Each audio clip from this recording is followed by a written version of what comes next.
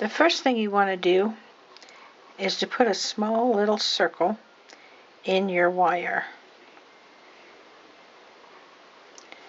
using the very tip end of your tweezers. Flip that over the center pin with your tweezers, hold that down, and go around the pin right next to it. Go through, skip the center pin, go around the next one. Now you take your pusher and push the wires together and go partially around again. That starts your arc, and you continue to do that around too. Okay, now I'm going to start showing you how to use some of the security pins. If you'll remove the center pin gently. Okay, the first one I want to show you is this L pin. You put it in the hole, like so, and it keeps these wires flat. Okay, now is a good place to show you about the ear nuts. If you take one of these little ear nuts and place it on that pin, it will help to keep that point down. Okay, now at this time, I'm going to change pins on you here.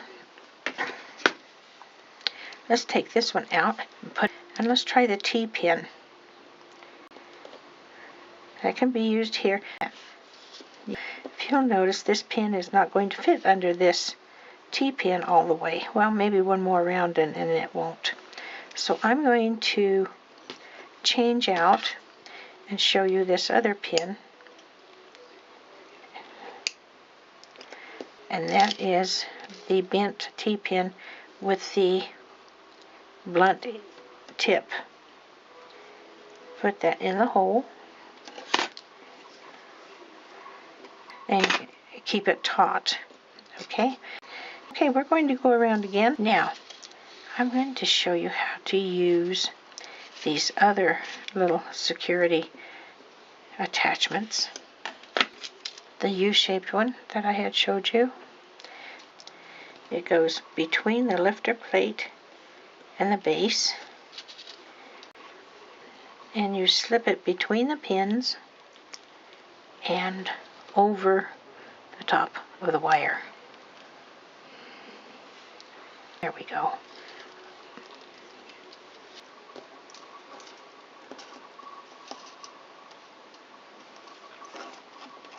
Okay, that is just about far enough. When you trim this, trim it on the outside, probably down toward the second loop, and that varies a little on distance.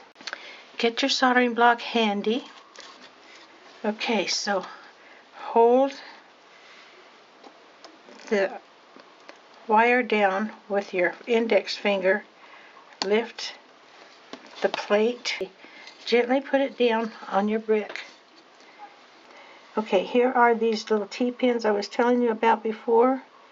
I'm going to put one right here in the middle, push it in my brick, and push it down. And that will keep any more of them from springing up. Going around each and every peg. These are going around every other peg, and these every third peg. You can see the difference in the way they look. This is a horseshoe blossom necklace. I was inspired by the squash blossoms the Navajo tribe around here wears quite a bit, and they are quite famous for.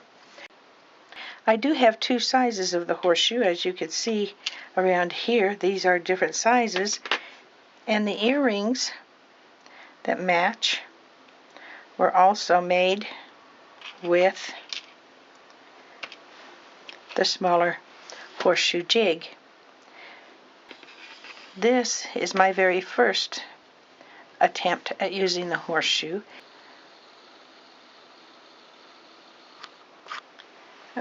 The cameo inside is the basic reason why I designed this type of a horseshoe. The cameo can be replaced with a stone, a cabochon, or whatever you wish to put in there. The cameo is made by me. I do pour and hand paint porcelain cameos, and I wanted to do something different with it. If you put them together, you can see the difference. Let me show you the smaller jig now. Hold on. This is the smaller horseshoe jig. It also has the foam core lid on it for shipping and storage purposes. And the size, you can see, is quite a bit different. It is a whole lot easier to manage the wire on this little guy than it is the larger one. Let me put the two together so you can see the difference in how they look. This is one of the things that you can do with the smaller horseshoe jig.